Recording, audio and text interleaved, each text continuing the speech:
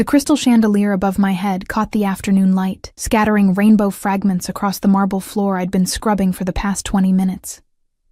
My knees ached against the cold stone, and the sharp scent of lemon cleaner burned my nostrils with each breath. I pushed a strand of dark hair behind my ear, leaving a damp streak across my temple, and sat back on my heels to survey my work.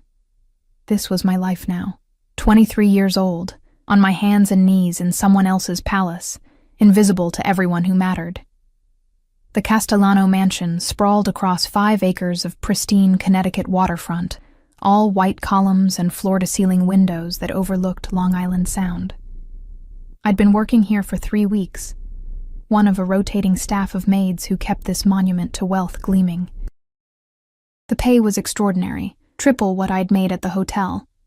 But there was something unsettling about the place. The way doors locked from the inside, the security cameras in every corner, the men in dark suits who appeared and disappeared like shadows, speaking in low voices that stopped abruptly when I entered a room. I gathered my supplies, my cotton uniform clinging to my back with perspiration. Mrs. Chen, the head housekeeper, had assigned me to the 3rd floor today, the private wing. We rarely cleaned up here. Mr. Castellano valued his privacy, she'd said, her thin lips pressed into a warning line. The hallway stretched before me, silent except for the whisper of my rubber-soled shoes against the runner carpet. Portraits lined the walls, stern-faced men in expensive suits, their eyes following my movement. At the end of the corridor, a door stood slightly ajar, warm light spilling through the gap. I shouldn't. I knew I shouldn't. But something pulled me forward, a magnetic curiosity I couldn't name. My fingertips touched the heavy wood, and the door swung open with a hushed whisper. The study took my breath away. Dark mahogany panels climbed the walls, lined with leather-bound books that smelled of aged paper and tobacco. A massive desk dominated the center, its surface cluttered with papers, a crystal decanter of amber liquid, and an open laptop casting a blue glow. But it wasn't the opulence that froze me in place. It was the photograph. Silver-framed, positioned on the corner of the desk where someone would see it every day. My hand flew to my mouth, a strangled sound escaping my throat. My mother's face stared back at me. Not a recent photo. This was from years ago, maybe 25 years. She looked impossibly young, her dark hair falling in waves around her shoulders, her smile radiant and unguarded in a way I'd never seen. She wore an emerald dress I didn't recognize, and her hand rested on the arm of a chair, a delicate gold bracelet catching the light. The same bracelet now locked in my jewelry box at home, the only thing of value she'd left me when she died 6 months ago. My heart hammered against my ribs. The room spun slightly, and I gripped the edge of the desk to steady myself. Why would my mother's photograph be here, in the private study of one of the most dangerous men on the East Coast? Because I knew who lived here. Everyone knew. Domenico Castellano, the name whispered with fear in certain circles, the man whose business dealings existed in shadows, and whose word could end careers, or lives. The newspapers called him a businessman and philanthropist, but the truth lived in the careful way people avoided saying his name, in the deference he commanded, in the violence that seemed to orbit him like a dark star. You shouldn't be here. The voice came from behind me, low and rough as gravel, carrying an accent that softened the edges of each word. Italian, I thought distantly, even as my entire body went rigid with terror. I spun around, my hip colliding painfully with the desk corner. He stood in the doorway, filling the frame with his presence, tall, over 6 feet, with broad shoulders straining against a charcoal suit that probably cost more than my yearly salary. Dark hair swept back from a face carved from granite, all sharp angles and hard lines. But it was his eyes that paralyzed me. Deep brown, almost black, they held an intensity that felt like physical weight, pressing against my chest until I couldn't breathe. This was him, Domenico Castellano. I'd glimpsed him twice before, always from a distance, always surrounded by an entourage that moved like a single organism. Up close, he was more than I'd imagined, more dangerous, more magnetic, more utterly terrifying. My voice came out as a whisper. I cleared my throat, tried again. I'm so sorry, Mr. Castellano. I was cleaning and the door was open and You're new. It wasn't a question. He moved into the room with predatory grace, each step deliberate. The scent of him reached me, expensive cologne, something dark and woody with notes of bergamot, underlaid with cigar smoke and danger. What's your name? Elena. My name felt foreign on my tongue. Elena Morrison. I've been here 3 weeks. I'm so sorry, I'll go. I didn't mean to. Look at me. The command stopped my babbling. I forced my gaze up from the floor, meeting those obsidian eyes. Something flickered across his face. Surprise, recognition, something I couldn't name. His jaw tightened, and he took another step closer, too close. I could feel the heat radiating from his body, could see the faint scar running through his left eyebrow, could count the specks of gold in his dark irises. My back pressed against the desk, nowhere left to retreat. Elena Morrison, he repeated slowly, tasting each syllable. His gaze traveled over my face with an intensity that felt invasive, cataloging every feature. How old are you? 23. The answer came automatically, even as my mind screamed that I should run, should leave, should never have entered this room. Sir, I really should. Your mother. His eyes flicked to the photograph behind me, then back to my face. What was her name? The question knocked the air from my lungs. How did he know? How could he possibly know? Why do you? I couldn't form complete thoughts. My fingers found the edge of the desk, gripping so hard my knuckles went white. Her name was Catherine Morrison. She died 6 months ago. Something dangerous crossed his expression. Pain, maybe, or rage. Emotions too raw and complex to untangle. He reached past me and I flinched, but he only picked up the photograph, his thumb tracing the silver frame with surprising gentleness.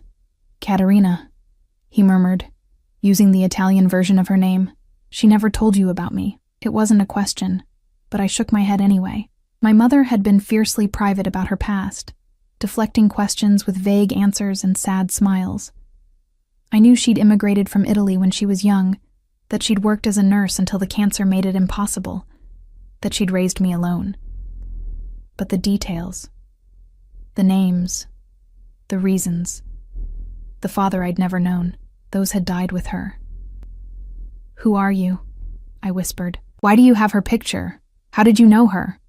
Domenico set the frame down carefully, his movements controlled with the precision of someone who'd learned to cage violence. When he looked at me again, something had shifted in his expression.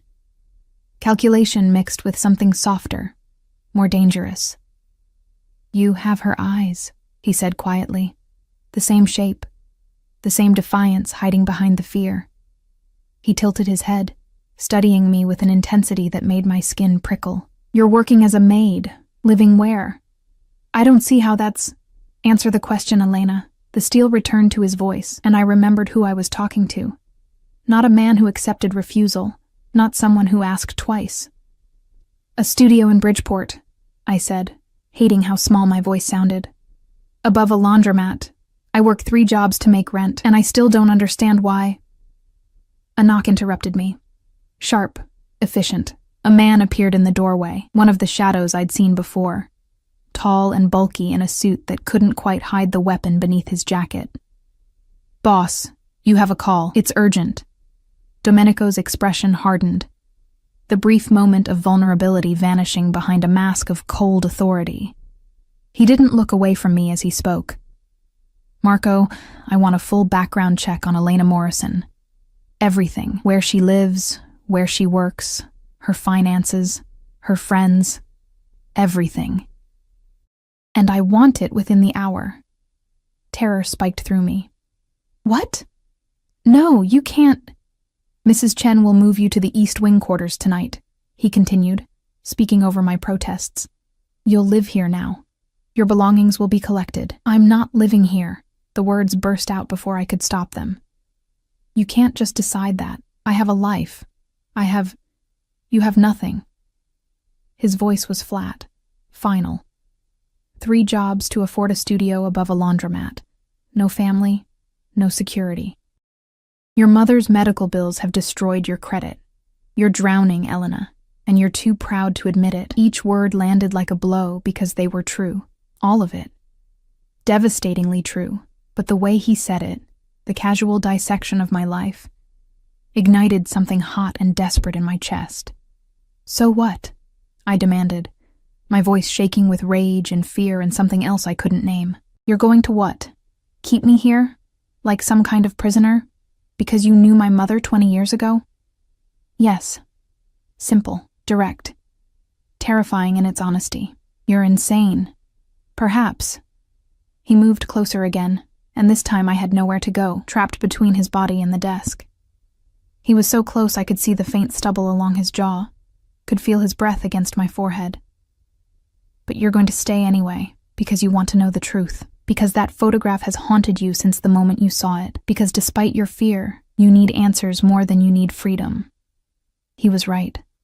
God help me, he was right. The question burned in my throat, demanding release. Who was she to you? I whispered. Who was my mother to you? Domenico's hand rose slowly, giving me time to pull away. I didn't. Couldn't. His fingers touched my chin, tilting my face up to the light. His expression was unreadable, ancient grief mixing with something possessive and fierce. She was mine, he said softly, each word wrapped in ownership and old pain. 24 years ago, Katerina was mine, and if what I suspect is true. His thumb traced my jawline, a touch that felt like both a caress and a claim. Then so are you. The implication crashed over me like ice water. The timeline aligned with horrible precision. 24 years ago, my age, my mother's secrets. No, I breathed, but there was no conviction in the word.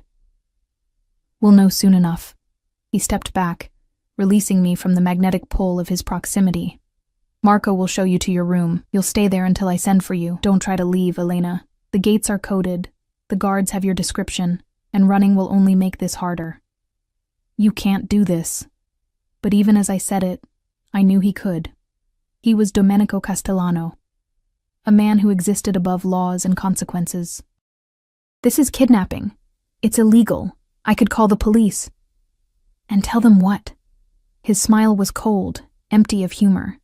That your employer has offered you luxury accommodations, that he's concerned for your safety, that he's taken an interest in the daughter of an old friend? He adjusted his cuffs, dismissing me with the gesture. No one will believe you. And even if they did, no one would help you. Not against me. The truth of it settled in my stomach like lead.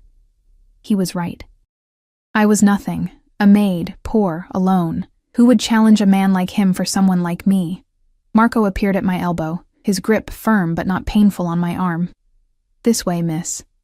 I let him guide me from the room, my legs moving automatically while my mind spun in desperate circles. At the doorway, I looked back. Domenico stood at his desk, the photograph of my mother in his hands, his expression raw with an emotion I couldn't name. In that moment, he didn't look like a monster or a criminal kingpin. He looked like a man who'd lost something precious and just found a ghost wearing her face. The door closed between us with a soft click, and I wondered if I'd just made the biggest mistake of my life by walking into that study, or if my mother had made it 24 years ago when she'd fallen in love with the devil himself. The room they gave me was a gilded cage. Floor-to-ceiling windows overlook the sound, the water dark and restless under the evening sky. A 4-poster bed dominated the space, dressed in cream silk that probably cost more than everything I owned, an ensuite bathroom with marble counters and a tub deep enough to drown in.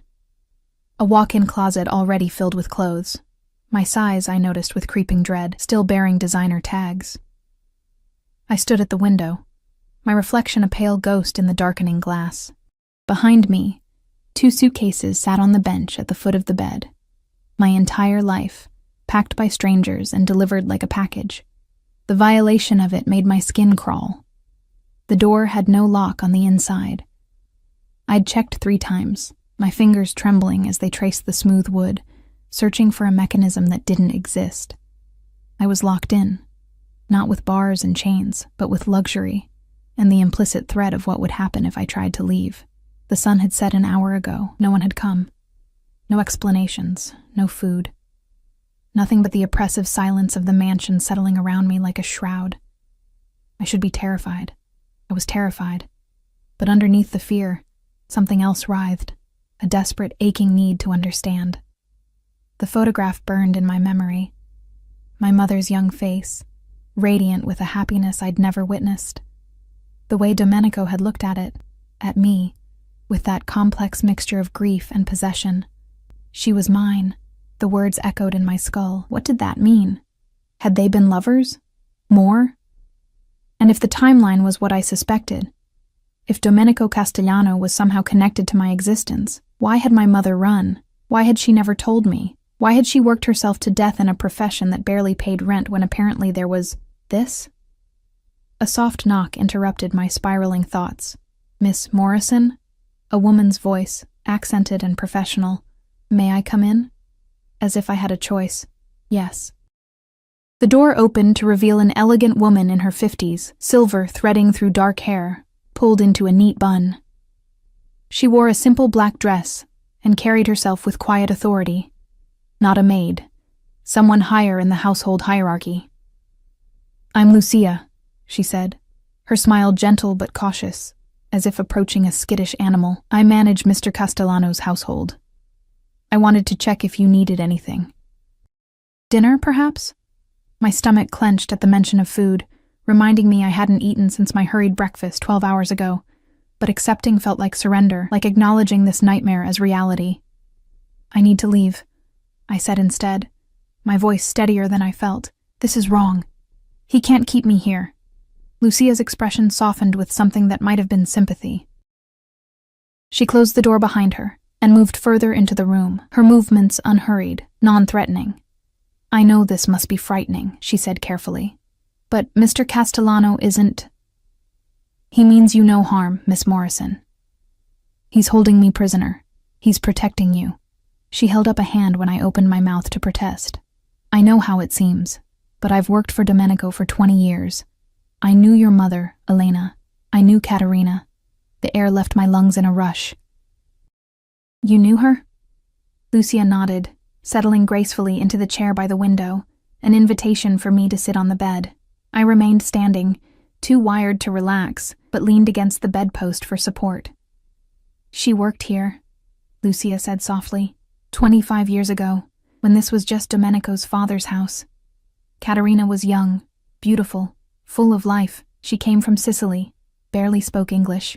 The old Mr. Castellano hired her as a maid, just as you were hired. My heart hammered. And Domenico? Was 26, being groomed to take over the family business. Lucia's eyes grew distant with memory. He wasn't supposed to fall in love with her. She was staff, poor, unsuitable. But love doesn't ask permission, does it? They were together? I needed to hear it confirmed, needed the pieces to align. For 6 months. Secret, passionate, dangerous. The old man would have killed them both if he'd known. Lucia's voice dropped. "Not metaphorically, Elena. Actually killed them. The Castellano family doesn't tolerate disobedience, especially not from the heir. There are rules, traditions. Marrying outside the organization, especially someone like Caterina, it was unthinkable." I sank onto the bed, my legs suddenly unable to support me. "What happened?" She disappeared. Lucia's hands twisted in her lap. One day she was here, and the next she was gone. No note, no goodbye. Domenico went insane looking for her. He tore apart the city, called in every favor, threatened everyone who might know something. But she'd vanished completely, like smoke. She ran. The words tasted bitter. She ran from him. We thought so. But maybe... Lucia looked at me meaningfully. Maybe she was running to something. Protecting something. The implication was clear. Protecting me. Protecting a pregnancy that would have gotten them both killed. "He doesn't know," I whispered. "Does he?" "He suspects. But he doesn't know for certain. Not until the DNA results come back." My head snapped up. "DNA results? The glass you drank from in his study. Marco collected it." Lucia's expression was apologetic but firm. "By tomorrow morning, Domenico will have confirmation one way or another. But Elena, I've seen the way he looked at you. He already knows. A father recognizes his own blood." The room spun. I pressed my palms against the silk bedspread, focusing on the texture, the coolness, anything to anchor me to reality. This couldn't be happening. My father was supposed to be a mistake, a one-night stand, someone my mother had never wanted to discuss. Not this. Not a mafia boss who could buy and sell lives, who commanded fear with a glance, who just locked me in a mansion like a princess in a fairy tale gone horribly wrong. I need to see him, I said suddenly. I need to talk to him, now. He's in a meeting. I don't care. I stood, surprised by the strength in my voice. He brought me here. He's keeping me here. The least he can do is face me. Lucia studied me for a long moment, and I saw approval flicker across her features. You have her fire, she said quietly. Katerina never backed down either, even when she should have. It's probably what made him fall in love with her. She rose gracefully. I'll see what I can do. But Elena, when you see him, be careful. He's not a man accustomed to being challenged. And right now, you're the embodiment of everything he lost and just found again. That makes you precious to him, but it also makes you dangerous to yourself. She left, the door closing with a soft click that might as well have been a prison cell slamming shut. I paced the room like a caged animal, adrenaline and fear warring in my veins. 20 minutes passed. 30. I was beginning to think Lucia had dismissed my demand when the door opened again. Not Lucia. Marco. The guard, or bodyguard, or whatever he was, who'd escorted me earlier. Up close, he was younger than I'd thought, maybe early 30s, with a scar bisecting his left cheek and eyes that had seen too much violence. Boss will see you, he said curtly. Follow me. The mansion at night was different from the bright, sterile space I'd cleaned during the day. Shadows pooled in corners, and the recessed lighting cast everything in amber and gold. We moved through corridors I didn't recognize, past rooms whose doors stood closed and mysterious, down a staircase that descended into what must have been the lower level. Music drifted up to meet us, classical, something Italian and operatic that spoke of tragedy and lost love. Marco stopped before a heavy door, knocked once, and pushed it open without waiting for a response. The room beyond stole my breath. A private wine cellar, but transformed into something intimate and almost sacred. Brick archways curved overhead, and wooden racks lined the walls, bottles organized with meticulous precision. A small seating area occupied the center. Leather chairs arranged around a low table where a chess game sat abandoned mid-play. Domenico stood with his back to us, staring at a painting mounted on the far wall. He'd removed his suit jacket, rolled his shirt sleeves to his elbows, revealing forearms corded with muscle and marked with scars. A glass of red wine dangled from his fingers, and the operatic music swelled from speakers hidden in the walls. Leave us, he said without turning. Marco hesitated, barely a second, but enough for me to notice. Then he withdrew, and the door closed with a finality that made my pulse spike. You wanted to see me. Domenico turned slowly, and the sight of him in this softer light, with his guard partially lowered, did something strange to my equilibrium. He looked tired, older than his 50 years, haunted by ghosts I was only beginning to understand. Or did Lucia misinterpret your demand? You can't keep me here. I forced the words out before fear could silence me. I'm not a possession. I'm not something you can just claim because of what you think might be true. What I know is true.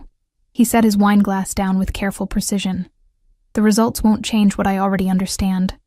You're Katerina's daughter, and you're mine. I'm not yours. The words burst out, too loud in the intimate space. You're a stranger, a criminal, someone my mother ran from. Why would I want anything to do with you? Because I'm your father. The words hung between us, simple and devastating. Hearing him say it out loud with such certainty, such ownership, made it real in a way the implications hadn't. My knees weakened, and I grabbed the back of a chair for support. You don't know that, I whispered, but there was no conviction in it. Don't I? He moved closer, each step measured. You're 23. Katerina disappeared 24 years ago. 6 months after we started our affair. She was pregnant when she left. I see it now in every decision she made. Running. Hiding. Protecting you from me, from this life. His jaw clenched. She thought she was saving you. Instead, she condemned you both to poverty, to struggle, to her working herself to death because she was too proud or too frightened to tell me the truth. Maybe she had good reason to be frightened. I shot back. Look at this place. Look at what you are. You're not some legitimate businessman, Mr. Castellano. You're... Say it. His voice was soft, dangerous. Say what I am, Elena. A monster. The word came out barely above a whisper, but it landed like a gunshot. A criminal. Someone who hurts people. Someone who threatens and controls and destroys. My mother was right to run from you, and I should run too. I expected rage, violence. The monster I'd accused him of being. Instead, something broke in his expression. A crack in the armor that revealed raw, bleeding pain underneath. You're right, he said quietly, and the admission shocked me more than anger would have. I am all those things. I've built an empire on fear and blood. I've done things that would make you sick. I've hurt people, Elena, destroyed families, ended lives. He took another step closer, and I couldn't move, couldn't breathe. But I would have loved her, Katerina. I would have found a way. I would have fought my father, the organization, hell itself to keep her safe, to keep you both safe. You don't know that. But my voice shook, uncertainty creeping in. I've spent 24 years looking for her. His hand rose, and this time when he touched my face, it was achingly gentle, a reverence that contradicted everything I knew about him. Every woman I saw with dark hair, every glimpse of green eyes in a crowd, I thought it might be her. I've searched 3 continents, paid investigators fortunes, and never stopped hoping she'd come back. Do you understand? For 24 years, Elena, I've been half alive, and now you're here, her ghost made flesh, and you think I'll let you disappear like she did? His thumb traced my cheekbone, and traitorous tears spilled over, wetting his skin. I'm not my mother, I managed. I'm not her. No. His smile was sad, ancient. You're better. You're what we could have been. You're the piece of her that survived, that thrived despite everything. And I will protect that with everything I have, everything I am. Even if you hate me for it, even if you fight me every day. You're mine to protect now, Elena. Mine to keep safe. And nothing. Not your fear, not your anger, not your desire to run, will change that. The possession in his voice should have terrified me. It did terrify me. But underneath the fear, something else stirred.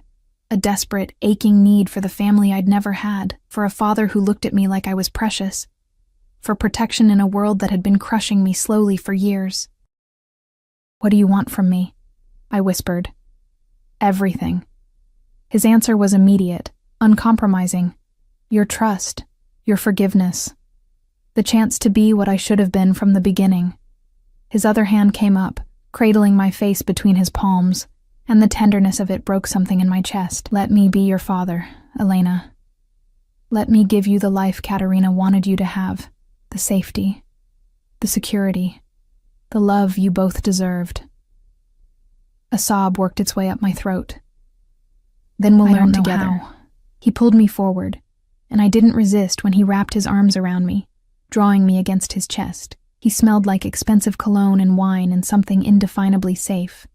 His heart beat steady under my ear, and his hand stroked my hair with unpracticed gentleness. I'm sorry, he murmured against my crown, for everything she suffered, for everything you've suffered, for not finding you sooner. But you're here now, and I swear on everything holy and unholy, no one will ever hurt you again. I cried then, really cried, for my mother who'd died too young, for the father I'd never known, for the impossible situation I'd stumbled into. And Domenico held me through it all. This man who was simultaneously my savior and my captor, my father and my jailer. When the tears finally subsided, he pulled back just enough to look at me, his thumbs wiping the moisture from my cheeks. Tomorrow, he said softly, The results will confirm what we both know, and then we'll talk about your future, your education. You'll finish your degree, your safety. You'll have guards, protection, your life. It starts over, Elena, as my daughter, as a Castellano. The name landed like a brand, a Castellano. The weight of it, the danger of it, the power of it. What if I don't want that? I asked, even though we both knew the answer. Then you'll learn to want it. His smile was gentle but implacable.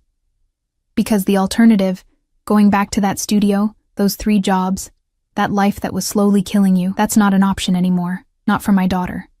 He released me, stepping back, and the loss of his warmth felt like abandonment. Marco will take you back to your room.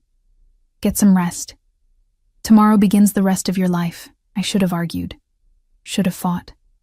But exhaustion crashed over me like a wave, and all I could do was nod and let Marco appear as if summoned, his hand gentle on my elbow as he guided me from the room. At the doorway, I looked back. Domenico had returned to the painting, his shoulders bowed under invisible weight. In the amber light, he looked less like a monster and more like a man who'd lost everything and just been given a second chance he didn't deserve, but would kill to keep. The door closed, and I wondered if I'd just accepted my fate, or if the real battle was only beginning. Morning arrived, with pale sunlight streaming through windows I'd forgotten to cover. I woke disoriented, tangled in silk sheets that cost more than my monthly rent, in a room that smelled of luxury and captivity. For one blissful moment, I thought yesterday had been a nightmare. Then I saw the envelope on my nightstand. Heavy cream paper. My name written in bold, masculine script. My hands trembled as I opened it, already knowing what I'd find inside. The DNA results were clinical, impersonal, a series of numbers and percentages that added up to one devastating truth. Probability of paternity, 99.997%. Domenico Castellano was my father. I sat there for what might have been minutes or hours, staring at the paper until the numbers blurred. 23 years of wondering, of imagining, of building scenarios in my head about the man who'd given me life and then vanished. And the reality was so much more complicated, so much more dangerous than anything I'd conceived. A knock at the door made me jump. "Miss Morrison? May I come in?" Lucia's voice. I quickly folded the paper, tucking it under my pillow like evidence of a crime. "Yes." She entered carrying a tray, coffee, pastries, fresh fruit arranged artfully on fine china. The scent made my stomach growl traitorously. She set it on the small table by the window, her movements efficient but kind. "Mr. Castellano asked me to inform you that he'd like you to join him for breakfast in an hour," she said, pouring coffee into a delicate cup. "He's had some clothes prepared for you. They're in the closet. I have clothes." I gestured to my suitcases, still unpacked on the floor. Lucia's smile was patient. "He'd prefer if you wore something from the selection he's provided. It would please him." The unspoken message was clear. This wasn't a request. I was expected to play the part, to dress up like a doll in the wardrobe my father, God, I still couldn't wrap my mind around that word, had chosen for me. "Fine," I muttered, hating how easily I surrendered. But what choice did I have? The results confirmed it. I was his daughter, his blood. And in his world, that seemed to mean I was his property. After Lucia left, I forced myself to eat, then approached the closet with growing dread. Inside hung dozens of outfits. Casual wear, evening gowns, business attire, all in my size, all bearing designer labels I'd only seen in magazines. Shoes lined the bottom in neat rows. Accessories sparkled from velvet-lined drawers. I chose the simplest option I could find. Dark jeans, a cream cashmere sweater, leather ankle boots. Even these basics probably cost more than I'd made in a month of scrubbing floors. The irony wasn't lost on me. Yesterday I'd been on my hands and knees cleaning this mansion. Today I was dressing in clothes worth more than everything I owned. The transformation in the mirror was jarring. I looked expensive, put together. Like I belonged in this world of marble and crystal and old money soaked in blood. I looked like a Castellano. Marco appeared exactly an hour later, his expression unreadable as he escorted me through the mansion's labyrinthine corridors. We emerged onto a terrace I hadn't seen before, all white stone and wrought iron, overlooking manicured gardens that stretched toward the Sound. Morning light glittered off the water, almost beautiful enough to make me forget this was a prison. Domenico sat at a table set for two, reading something on his tablet. He dressed down, or what passed for dressed down in his world, in black slacks and a charcoal shirt, sleeves rolled to reveal those scarred forearms. He looked up as I approached, and something fierce and possessive flashed across his face before he schooled it into careful neutrality. "Elena." He stood, a gesture of old-world courtesy that felt absurd given the circumstances. "You look beautiful. The clothes fit well." "They should, considering you somehow knew my exact measurements." I sat without waiting for permission, a small rebellion that made his lips quirk almost imperceptibly. "I have excellent resources." He poured me coffee, black, no sugar, exactly how I took it. Another piece of information he shouldn't have known. "Did you receive the results?" "Yes." The word came out clipped. "Congratulations. It's a girl."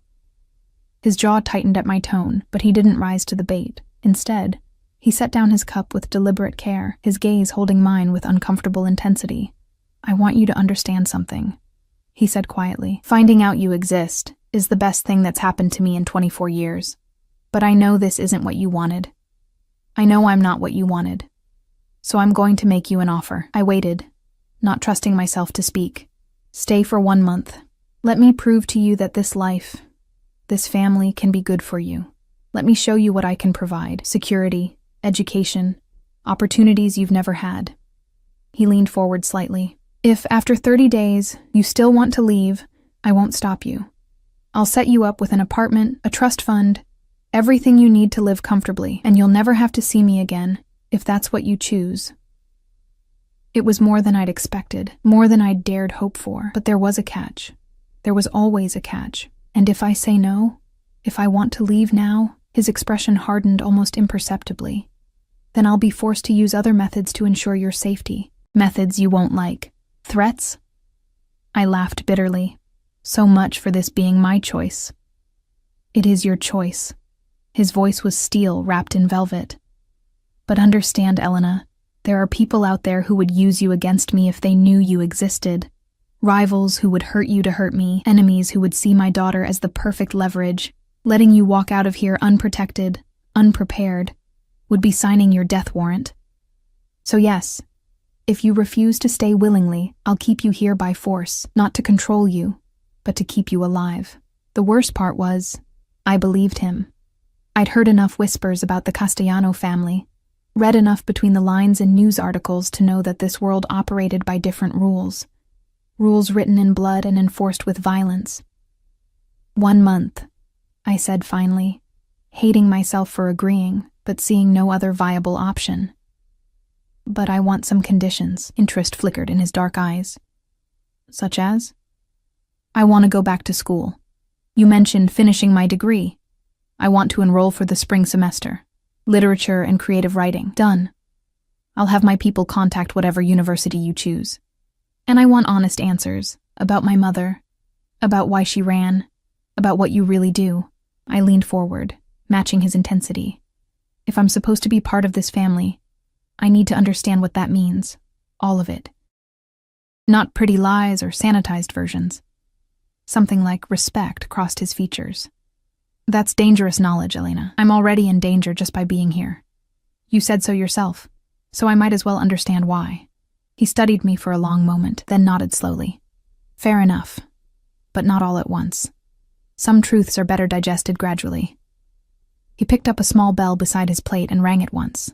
Immediately, staff appeared with covered dishes, eggs Benedict, fresh fruit, pastries, enough food for 6 people. "First we eat. Then I have something to show you." The meal was surreal. Sitting across from my father, a man I'd known existed for less than 24 hours, eating food prepared by chefs I'd never see, while guards I couldn't see watched from hidden positions. Domenico asked me questions about my life, my mother, my dreams, and I found myself answering with a candor that surprised me. Maybe it was exhaustion. Maybe it was the way he listened, really listened, as if every word I spoke was precious. When we finished, he stood and offered his hand. "Come. There's something you need to see." I hesitated, then placed my palm in his. His grip was warm, solid, strangely comforting.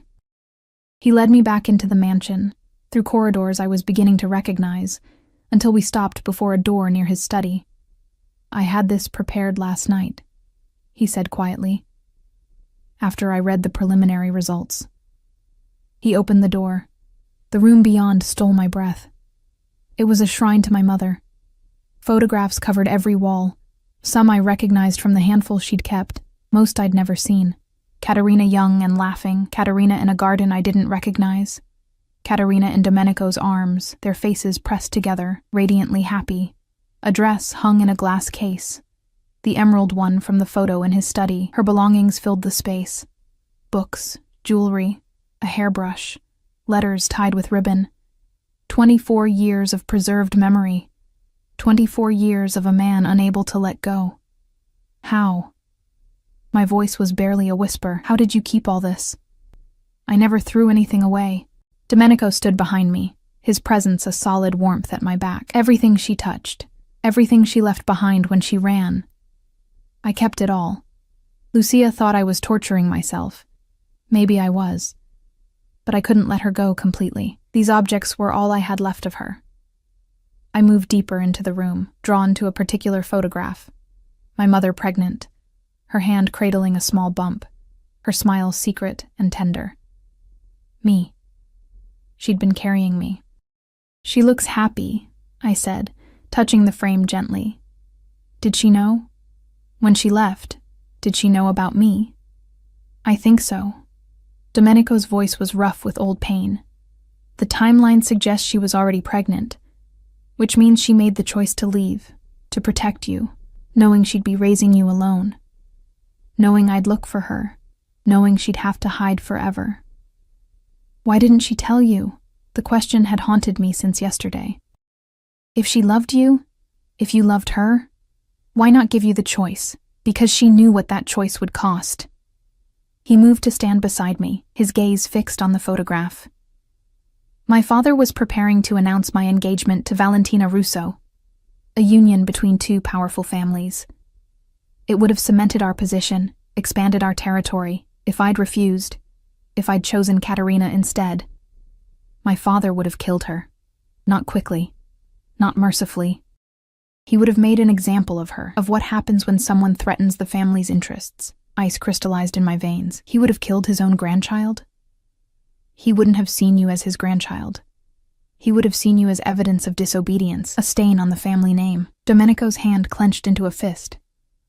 Katerina understood that better than I did at the time. She was smarter than both of us. So she ran, and she hid, and she kept you safe the only way she knew how. By sacrificing everything. The weight of it pressed down on me. My mother's endless shifts at the hospital, her refusal to accept help, her fierce independence that I'd always admired and sometimes resented. She'd been protecting me from a threat I'd never known existed. "Yes." Domenico's hand touched my shoulder lightly. "And now that responsibility falls to me, to give you what she couldn't, to protect you the way she did, but with the resources she lacked." I turned to face him, this stranger who was my father, this criminal who'd loved my mother enough to preserve her memory for over 2 decades. "Your father, is he dead?" 5 years ago. Something cold and satisfied flickered in his expression. Heart attack, or so the official report stated. The implication hung between us. I should have been horrified. Instead, I felt a savage satisfaction that the man who would have killed my mother was gone. What was happening to me? 24 hours in this world, and already I was thinking like them, feeling like them. "Elena." Domenico's hand came up, tilting my chin so I had to meet his eyes. "I know this is overwhelming. I know you're scared, confused, probably questioning everything you thought you knew about right and wrong, but I need you to understand something. In this family, we protect our own, above everything else, above laws, above morality, above our own lives if necessary. You're mine now, my daughter, my blood, and I will burn the world down before I let anyone hurt you." The vow should have terrified me. Instead, for the first time since my mother died, I felt safe. "I have one more question," I said quietly. "The engagement your father arranged, did you go through with it? Are you married?" No, his answer was immediate, definite. I refused. It cost me dearly. Relationships with allied families, territory, respect. My father made my life hell for years. But I wouldn't bind myself to someone else while Katerina was out there somewhere. I told myself I was waiting for her to come back. His smile was bitter. I just never imagined she wouldn't. She wanted to, I found myself saying, surprising us both. In the hospital near the end, she kept saying a name, Dom. I thought she was confused, that the morphine was making her hallucinate. But it was you, wasn't it? She was calling for you. Pain, raw and immediate, crossed his face. His hand dropped from my chin, and he turned away, his shoulders rigid with tension. She died thinking I'd abandoned her. I continued softly. Thinking you hadn't cared enough to find her. She never knew you'd spent 24 years searching. She never knew. Stop. The word cracked like a whip. Please, Elena, stop. I'd hurt him. This powerful, dangerous man who commanded fear with a glance. I'd found his weak point and struck true. The realization gave me a strange sense of power, but also an unexpected tenderness. She loved you, I said quietly. Until the very end. That's worth knowing, isn't it? He didn't answer for a long moment. When he finally turned back to me, his eyes were bright with unshed tears. The first crack in his armor I'd seen. Yes, he whispered. Yes, it is.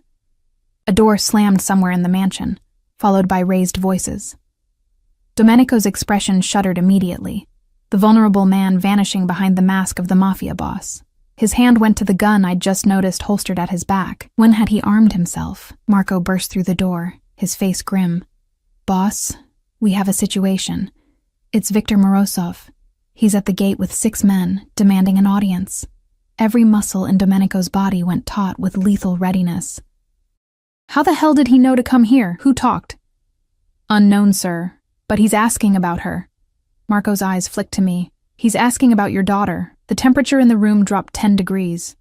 Domenico's hand closed around my wrist, his grip firm but not painful, pulling me behind him in an instinctively protective gesture.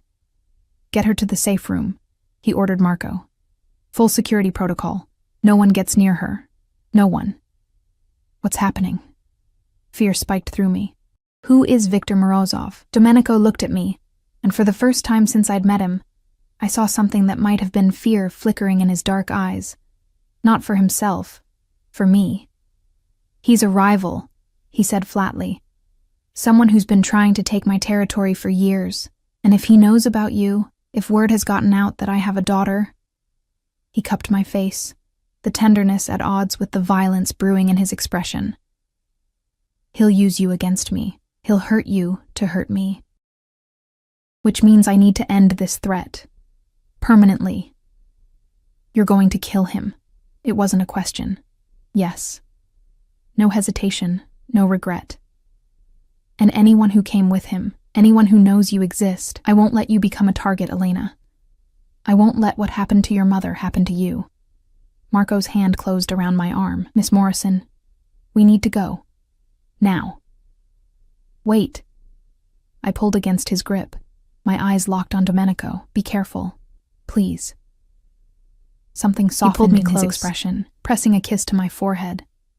The first paternal gesture he'd made, and it came on the brink of violence. Don't worry about me, Filia mia, he murmured against my skin. Worry about the man foolish enough to threaten my family. Then Marco was pulling me away, and the last thing I saw before the door closed was Domenico checking his weapon with practiced efficiency, transforming before my eyes, from father to predator. And I realized with crystal clarity, my 1 month might not matter, because in this world, danger didn't wait for you to decide if you wanted to stay. It found you anyway. The safe room was exactly what it sounded like, a windowless bunker buried in the mansion's basement, all reinforced steel and electronic locks that hissed shut behind us with terrifying finality. Emergency supplies lined metal shelves, water, food, medical kits, weapons.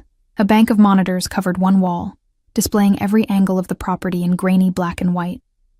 Marco positioned himself by the door, his weapon drawn, his body a human shield between me and any threat that might breach the room. 2 other guards, men whose names I didn't know, flanked the monitors, their attention fixed on the screens. And I could do nothing but watch. The monitors showed Domenico emerging from the mansion's front entrance, flanked by at least a dozen men in dark suits. Even through the grainy footage, his authority was palpable. The way he moved, the way his men positioned themselves around him in practiced formation. This was his domain, and he commanded it absolutely. At the gate, 6 figures waited. The man in front was tall, blond, his posture radiating arrogance. Viktor Morozov, I assumed. Even at this distance, I could see the smirk on his face. "Can we hear them?" I asked, my voice too loud in the tense silence. One of the guards adjusted something on the console, and suddenly voices crackled through speakers. "Didn't think you'd actually come out, Castellano." Victor's accent was thick, Russian, mocking. "Thought you'd hide behind your walls like always." "You're on my property uninvited." Domenico's voice was ice. "You have 30 seconds to state your business before I have you removed." Permanently, Victor laughed, the sound grating. "I heard an interesting rumor about a girl. Young, pretty, living in your mansion. Not your usual type. No plastic surgery, no designer pedigree, almost like family." My blood turned to ice. How did he know? How could he possibly know? 20 seconds, Domenico said, ignoring the provocation. "I'm here to make an offer." Victor spread his hands in mock diplomacy. "You've been holding territory that should rightfully be mine. The ports, specifically. Sign them over and I'll forget I ever heard about this mysterious girl. I'll forget she exists. We'll call it even." The silence that followed was deadly. "You come to my home," Domenico said, his voice dropping to a register that made every hair on my body stand on end. "You threaten what's mine, and you think you'll walk away with anything but a bullet?" "I think you'll be reasonable," Victor countered. "Because if something were to happen to me, my associates have instructions. Photographs, addresses, daily routines. Everything about your new little pet. It would be a shame if that information fell into the wrong hands. So many people would pay well for leverage against the great Domenico Castellano." I couldn't breathe. This was my fault. My presence had made Domenico vulnerable. I was the weakness Victor was exploiting. On the screen, Domenico went perfectly still, that absolute, predatory stillness that preceded violence. "Marco," he said quietly, and even through the speakers, the command was clear. What happened next was too fast to fully process. Domenico's men moved as one, weapons appearing from beneath jackets. Victor's men reached for their own guns, but they were too slow, too confident in their leader's protection. The first shot echoed like thunder. I flinched, pressing my hands over my mouth to trap the scream trying to escape. On the monitors, chaos erupted. Bodies fell. Blood spray painted the pristine driveway. Victor tried to run, but one of Domenico's men, a giant of a man with cold precision, shot him in the leg, dropping him to the ground. It was over in less than 30 seconds. 6 men had arrived. 5 lay dead or dying. Victor writhed on the ground, clutching his shattered leg, his arrogance dissolved into animal terror. Domenico approached him slowly, deliberately. He crouched beside Victor, and even without seeing his face clearly, I could imagine the expression, cold, merciless, absolutely certain. He pressed his gun against Victor's temple. "Wait." Victor's voice was high with panic. "Wait, please, I have information. I can tell you who—" The gunshot cut off his pleading. I turned away from the monitors, bile rising in my throat. I just watched my father execute a man. 6 men, dead in seconds, and Domenico had ordered it without hesitation. This was his world. This was what he did. This was what I was now part of. "Miss Morrison." Marco's voice was carefully neutral. "You should sit down. He just killed them." My voice sounded distant, shocked. "All of them." "He protected you," Marco corrected firmly. "Viktor Morozov was a threat. He had information that could have gotten you killed. The boss eliminated that threat. It's what he does. It's what keeps this family safe." I wanted to argue, to rage against the casual violence, the cold justification. But what was the alternative? Let Victor live. Let him spread information about me. Let me become a target for every rival family looking for leverage. My mother had understood this. She'd run from this exact scenario, knowing that being connected to Domenico meant living in a world where violence was currency and death was negotiation. The door's locks disengaged with a mechanical hiss. I spun around as Domenico entered, and the sight of him stopped my breath. Blood spattered his shirt and face. Not his own, I realized with queasy relief. His expression was hard, closed.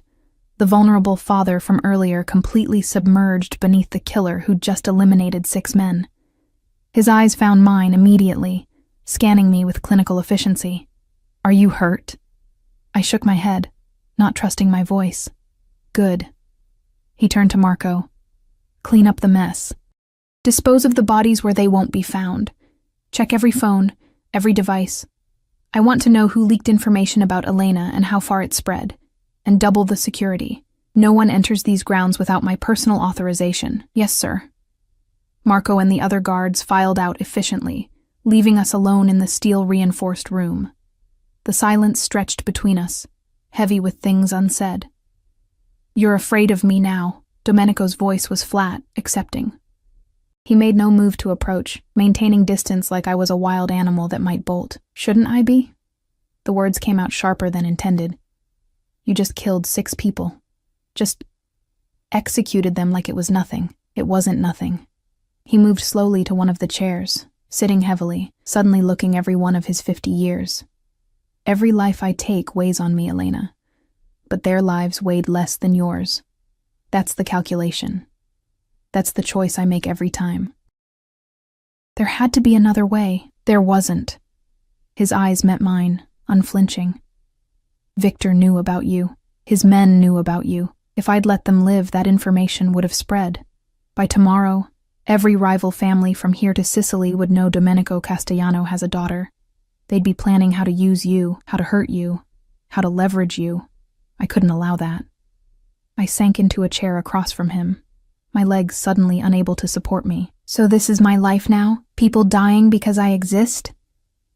People die in my world regardless." His voice was gentle but honest. "The difference is, now they die protecting you instead of threatening you. I won't apologize for that." "My mother was right to run," I whispered. "This isn't a life. It's a war zone." "Yes." His agreement surprised me. She was right. She was smart and brave, and she did what she had to do to keep you safe. But Elena, look at what that cost her. Look at what that cost you both. A lifetime of poverty, struggle, fear, her working herself to death. You with 3 jobs just to survive. Is that really better than this? At least she had her soul intact." The words burst out before I could stop them. She didn't have blood on her hands. She didn't kill people. She loved a man who did. Domenico's interruption was quiet, but firm.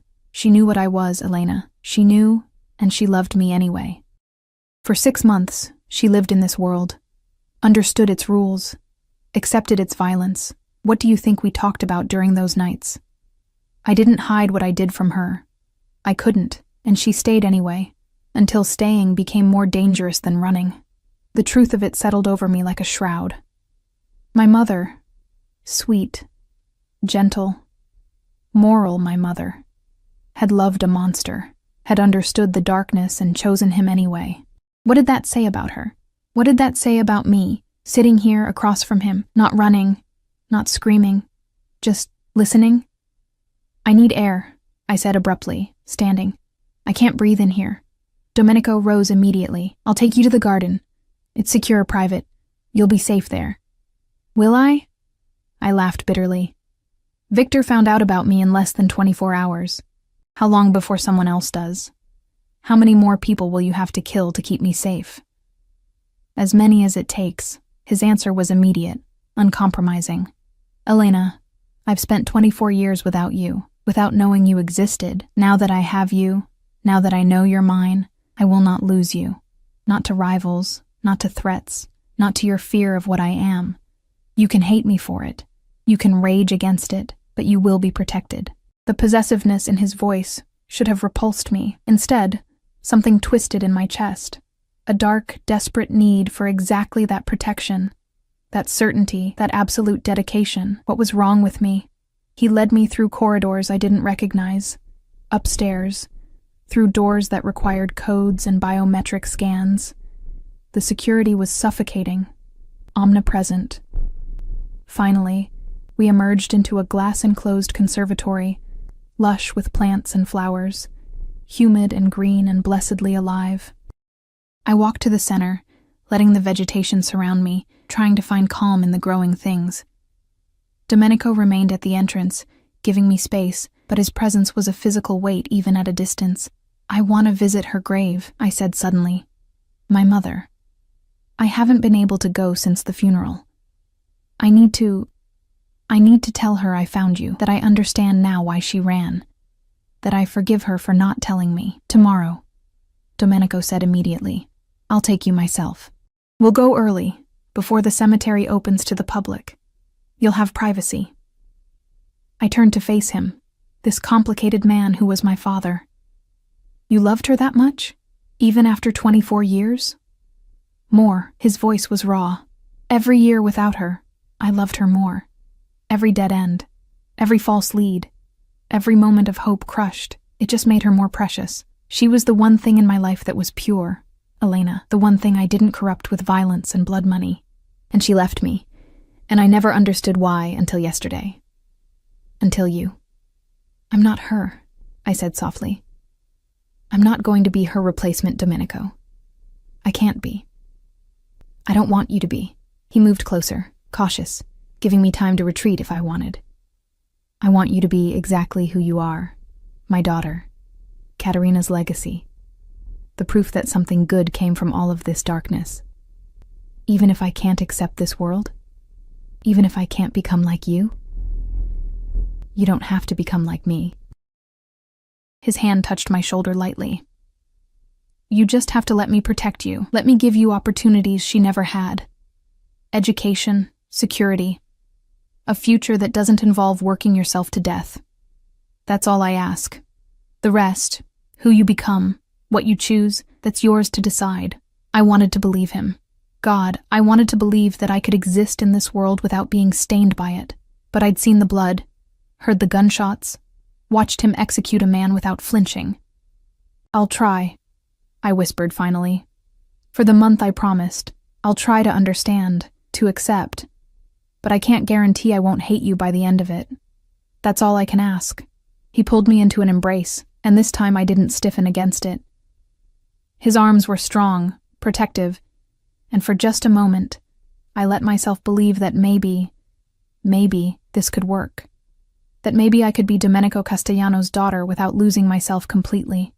But as I stood there in his arms, surrounded by beauty built on blood money, I couldn't help wondering how many more people would die before this month was over, and when it ended, would I even recognize the person I'd become? The cemetery was quiet in the pre-dawn darkness, headstones casting long shadows under the pale moon. Domenico had been true to his word. We arrived before the gates officially opened, his security team creating a perimeter that gave us privacy while maintaining protection. My mother's grave was simple. I'd only been able to afford a modest marker, her name and dates carved into granite that already showed signs of weathering. Fresh flowers appeared weekly. I'd assumed they were from the funeral home's package deal. Now I wondered if Domenico had been leaving them, honoring a woman he'd lost decades ago. I knelt on the damp grass, my fingers tracing her name, Catherine Morrison. She'd anglicized it, buried her Italian heritage along with her past. Another sacrifice for my safety. "Hi, Mama," I whispered. "I found him. Or he found me, I guess. You were right to run. About everything. But I wish you'd told me. I wish I'd known." Domenico stood several feet away, his hands in his coat pockets, his expression unreadable. He'd been silent during the drive, respecting my grief, my need for space. Now he watched me with an intensity that felt like prayer. "He's here," I continued, my voice breaking. "My father. He's complicated, dangerous. Exactly what you were protecting me from. But Mama, he loved you. He never stopped. 24 years, and he still keeps your picture on his desk. He still has your dress, your books, everything. He never let you go." A sob worked its way up my throat. "I'm so angry at you for dying, for leaving me alone, for never telling me the truth, but I understand now. I understand why you made the choices you did. And the words stuck, but I forced them out. I forgive you. For all of it. Strong hands touched my shoulders. Domenico, kneeling beside me on the wet grass, his expensive suit forgotten. His presence was solid, grounding, and when he pulled me against his chest, I let the grief pour out. For my mother, for lost time, for the impossible situation we'd all been trapped in. I'm sorry, amore mio, Domenico whispered. And it took me a moment to realize he wasn't speaking to me. He was speaking to her. I'm sorry I couldn't protect you. Sorry you had to run. Sorry you died alone, thinking I'd forgotten you. But I swear on everything holy, I'll protect our daughter. I'll give her everything you wanted for her. She'll never struggle, never fear, never want for anything. This I promise you. His voice cracked on the last words, and I realized he was crying. Silent tears tracking down his face. His grief as raw as mine. We stayed like that as the sun rose. Two broken people united by love for the woman resting beneath the earth. When we finally stood, something had shifted between us, an understanding. Fragile, but real. Thank you, I said quietly. For bringing me here, for everything you said to her. I meant every word. He cupped my face gently, his thumbs wiping away my tears. You're all I have left of her, Elena. The best parts of both of us. I won't fail you the way I failed her. The drive back was quiet, but companionable. I watched Connecticut roll past the bulletproof windows, processing everything that had happened in the past 48 hours. My entire life had been upended, rebuilt, transformed into something I barely recognized. But maybe that wasn't entirely bad. Back at the mansion, Lucia met us with news that made Domenico's expression harden. The leak was internal, she said quietly, her eyes apologetic. One of the newer guards. Victor had been paying him for months for information. Marco is handling it. Handling it meant execution. I understood that now. The guard had betrayed the family, endangered me, and the price for that was death. No trials, no second chances. Just swift, brutal justice. I should have been horrified. Instead, I felt only a cold satisfaction that the threat had been eliminated. What was I becoming? Over the following weeks, a routine established itself. Mornings with Domenico, breakfast on the terrace, discussions about my future, stories about my mother. He was patient, never pushing too hard, letting me set the pace. Afternoons I spent in the library, devouring books, or with Lucia learning about the household, the family history, the intricate web of alliances and enmities that defined this world. Evenings were for education of a different kind. Domenico introduced me to his legitimate businesses, real estate, restaurants, import companies, the surface layer that funded the empire. He never explicitly discussed the illegal operations, but I learned to read between lines, to understand what wasn't said. I also learned to shoot. You need to be able to protect yourself, Domenico had insisted, leading me to the mansion's private range. I'll always have people watching you, but you should know how to defend yourself if needed. The weight of the gun in my hand felt wrong and right simultaneously. The instructor, a woman named Sophia with patient eyes and steady hands, taught me stance, aim, breath control. By the end of the week, I could hit center mass consistently. My mother would have been horrified. I tried not to think about that too much. The month mark approached with startling speed. True to his word, Domenico never mentioned my deadline, never pressured me about staying. But I felt it hovering between us, the unspoken question. What would I choose? 3 days before the deadline, everything changed. I was in the library when Marco appeared, his expression grim. Miss Morrison, we have a situation. There's someone at the gate claiming to know you. Says his name is David. David. My heart stopped. David Chen, my ex-boyfriend from college. We'd dated for 8 months before my mother got sick, and I dropped out to care for her. He'd been angry when I'd ended things, unable to understand why I wouldn't let him help, why I'd pushed him away. I hadn't spoken to him in over a year. How did he find me? I asked, already knowing the answer would be bad. Unknown. But Miss Morrison, He's not alone. There are 3 other men with him, and they're armed. Ice flooded my veins. It's a trap. Yes. Marco's hand went to his weapon. The boss is already mobilizing, but he wanted me to bring you to him first. I found Domenico in his study, surrounded by monitors showing the gate's camera feeds. David stood there, looking nervous and out of place, flanked by 3 hard-looking men who were definitely not his friends. They threatened him, Domenico said without preamble, probably his family too. Forced him to lure you out, or lead them to you. The Bratva, Russian mob. Victor's people, seeking revenge. They'll kill him. I stared at David's familiar face, guilt churning in my stomach. Because of me. Yes. Domenico's voice was flat. Unless we eliminate the threat first. There has to be another way. There isn't. He turned to me, his expression hard but not unkind. This is what I told you, Elena. People die in my world. People you know. People you care about. They become collateral damage because of who you are, who I am. This is the price. I looked back at the screen. David was terrified. I could see it in the tight set of his shoulders, the way his eyes darted around. He'd been a good person once, kind, gentle, everything Domenico wasn't, and now he was going to die because he'd once been connected to me. Let me talk to him, I said suddenly. Let me go out there. Absolutely not. Domenico's refusal was immediate. It's obviously a trap. I know it's a trap, I faced him, my decision crystallizing with sudden clarity. But I can use that. They want me, right? To use against you.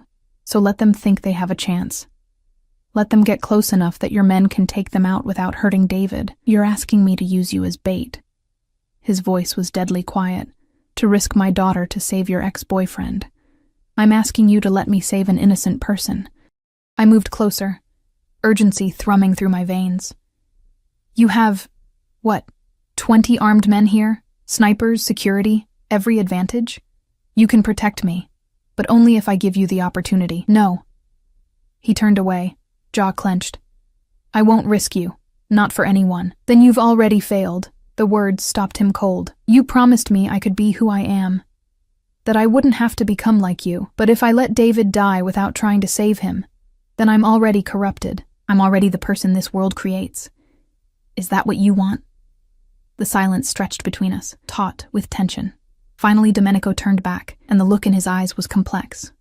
Pride, fear, resignation. You have your mother's courage, he said quietly, and her stubbornness. It's going to get you killed someday, but not today. I tried to sound confident. Not with you protecting me. He studied me for a long moment, then spoke into his radio with clipped efficiency. All teams, we're running the honey trap protocol. The package is going to make contact. I want full coverage. Non-lethal force only for the civilian. Take out the Bratva operatives the moment they make their move. Am I clear? A chorus of confirmations came through. Domenico turned to me, his hands gripping my shoulders. You wear a vest. You stay in the open where my snipers can see you. The moment anything goes wrong, you drop and let my people handle it. Understood? I nodded, trying to ignore the fear threatening to paralyze me.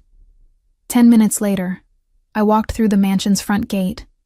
A bulletproof vest hidden under my jacket, a dozen invisible weapons trained on the men threatening David. Elena. David's relief was palpable and heartbreaking. Thank God, I was worried they wouldn't let me. It's okay, David.